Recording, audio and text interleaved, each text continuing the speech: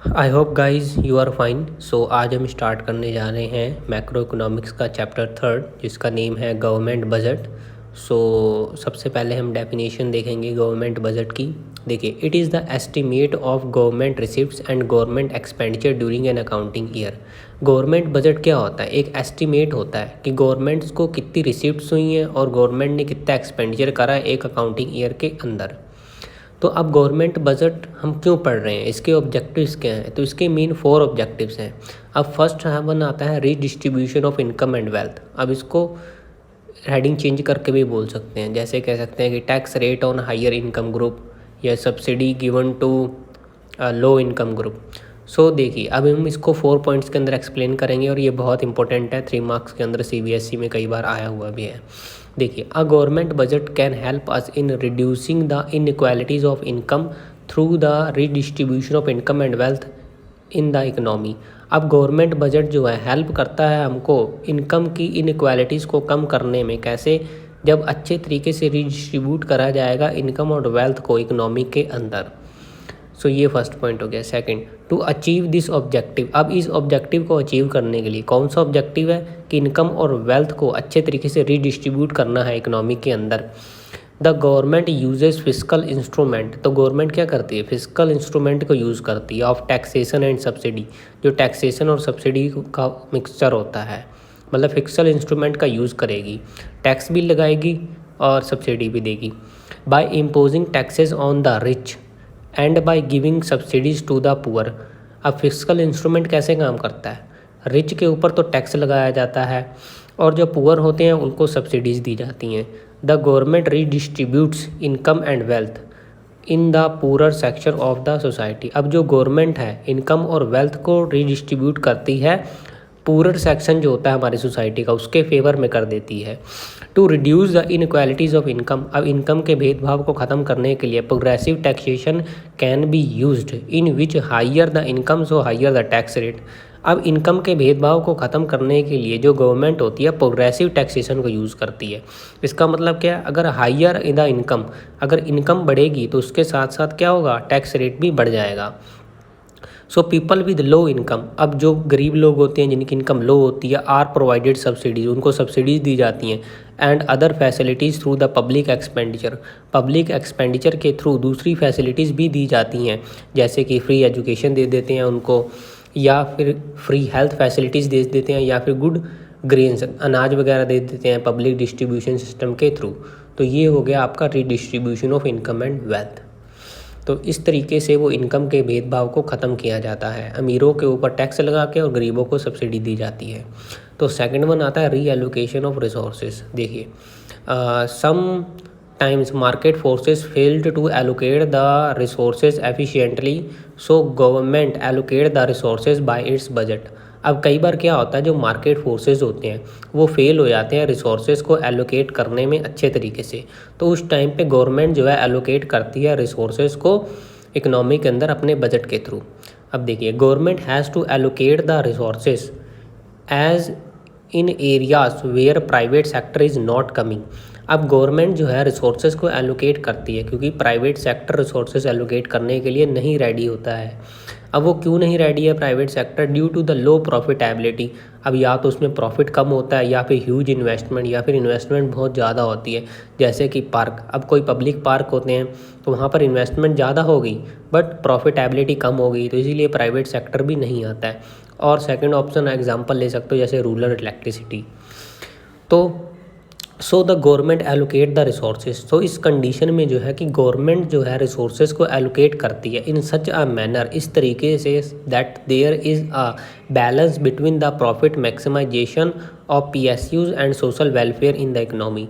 अब जो गवर्नमेंट है रिसोर्सेज को इस तरीके से एलोकेट करती है कि एक बैलेंस बना रहे, प्रॉफिट मैक्सिमाइजेशन की प्रॉफिट भी कमाया जाए ऑफ PSUs मतलब पब्लिक सेक्टर यूनिट्स का, एंड सोशल वेलफेयर, और दूसरी तरफ सोशल वेलफेयर समाज कल्याण की तरफ भी ध्यान दिया जाए। मतलब गवर्नमेंट क्या करती है? 2 काम करती है, प्रॉफिट भी कमाती है और वेलफेयर भी करती है। इस तरीके से रिसोर्सेज को एलोकेट करेगी। Government discourage the production of the varieties like commodities. अब गवर्नमेंट जो है कुछ प्रोडक्ट्स का प्रोडक्शन को डिस्करेज भी करती है, जैसे कि लिकर हो गया और सिगरेट हो गया, क्योंकि ये क्या होते हैं, सोशल वेलफेयर नहीं होता है, ये हार्मफुल होते हैं हमारे इकोनॉमी के लिए, कंट्री के लिए और लोगों के लिए भी। तो इसको डिस्करेज कैसे करती है? बाय इम्पोजिंग हैवी टैक्सेज, इसके ऊपर बहुत ज़्यादा टैक्स लगाया जाता है। It encourage the production of the several items bye giving subsidies like khadi. अब ये क्या करती है, कई सारे गुड्स के प्रोडक्शन को एनकरेज भी करती है, जैसे कि सब्सिडी दे देती है। अब सब्सिडी किसे देगी? खादी को, क्योंकि वो इंडियन होते हैं, इंडियन क्लोथ्स होते हैं।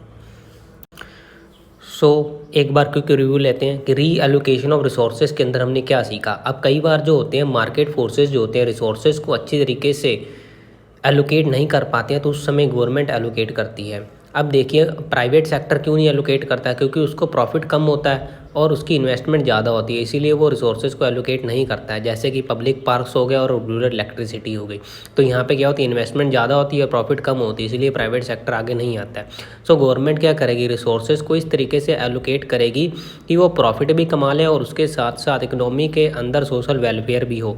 अब गवर्नमेंट डिस्करेज करती है कई सारे गुड्स का प्रोडक्शन, जैसे लिकर और सिगरेट हो गया, उसके ऊपर टैक्सेस लगा करके, और उसके साथ साथ गवर्नमेंट क्या करती है, कई सारे गुड्स के प्रोडक्शन को एनकरेज भी करती है, जैसे सब्सिडी दे करके खादी के ऊपर। इस तरीके से गवर्नमेंट ने एलोकेट करा रिसोर्सेज को हमारी इकोनॉमी के अंदर। अब हमारा जो थर्ड ऑब्जेक्टिव है गवर्नमेंट बजट का, वो है इकोनॉमिक स्टेबिलिटी, या फिर आप उसको प्राइस स्टेबिलिटी भी कह सकते हो। अब प्राइस स्टेबिलिटी का मतलब क्या है, जो इकोनॉमी के अंदर सभी गुड्स एंड सर्विसेज हैं उसका प्राइस स्टेबल हो। देखिए economic stability refers to the situation without fluctuations और change in the price level in economy.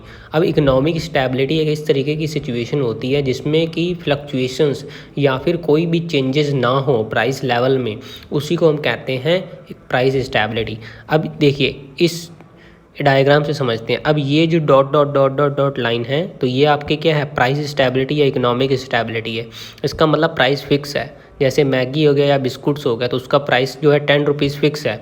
तो अगर इसके बीच में ये फ्लक्चुएशंस या चेंजेस नहीं होंगे, मतलब मैगी और बिस्कुट का जो प्राइस है अगर बढ़ेगा नहीं और घटेगा नहीं, तो उसी को हम कहते हैं प्राइस स्टेबिलिटी या इकोनॉमिक स्टेबिलिटी। मतलब इसका प्राइस फिक्स रहे, जितना कंपनी के थ्रू फिक्स किया गया इकोनॉमी के अंदर। अब देखिए economic stability is achieved by saving the economy from its the harmful effects of the trade cycles and its phases like boom, recession, depression and recovery to the budgetary tools. अब देखिए economic stability को achieve करा जा सकता है अगर हम अपनी इकोनॉमी को सेव कर लें कई सारे हार्मफुल इफेक्ट्स जो होते हैं ट्रेड साइकिल के, और उसके जो फेसेस होते हैं, जैसे कि बूम पीरियड, जैसे तेज़ी का दौर होगा तो क्या होगा, अब जो मैगी का पैकेट 10 रुपये का है वो आपको 20 रुपीज़ में मिल जाएगा, तो इसको बूम पीरियड मतलब तेज़ी का दौर कह देते हैं। और रिसेशन और डिप्रेशन, डिप्रेशन क्या होता है, अब जैसे मैगी का पैकेट 10 रुपये का है, प्राइस स्टेबिलिटी है, तो अगर वो 5 रुपीज़ में मिलने लग जाएगा तो उसको हम क्या कहेंगे, रिसेशन और डिप्रेशन, मंदी का दौर कहेंगे। And recovery to the budgetary tools, अब बजटरी टूल्स की भी रिकवरी होना बहुत ज़रूरी है। इसका मीनिंग होता है कि जो कॉस्ट है वो कम से कम रहे और प्रॉफिट मैक्सिमाइजेशन हो।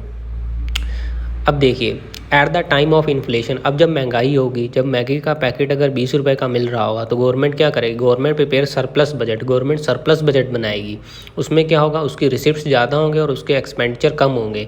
और and imposes heavy taxes on, और हैवी टैक्सेस लगा देगी to decrease the expenditure level, expenditure level को कम कर देगी इन द इकोनॉमी के अंदर।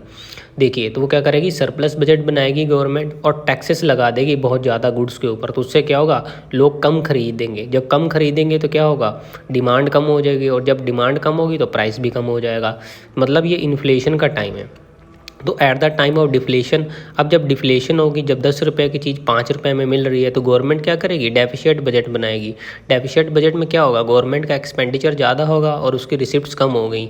एंड प्रोवाइड द सब्सिडीज़, और गवर्नमेंट क्या करेगी, सब्सिडी भी देगी टू रिड्यूस द टैक्सेस, और गवर्नमेंट क्या करेगी, टैक्सेस को भी कम कर देगी to increase the expenditure level in the economy, economy के अंदर एक्सपेंडिचर लेवल को बढ़ाने के लिए। अब डिफ्लेशन के टाइम पे गवर्नमेंट क्या करेगी, डेफिशिएट बजट बनाएगी, डेफिशिएट बजट बनाएगी और उसके साथ साथ सब्सिडीज़ भी देगी।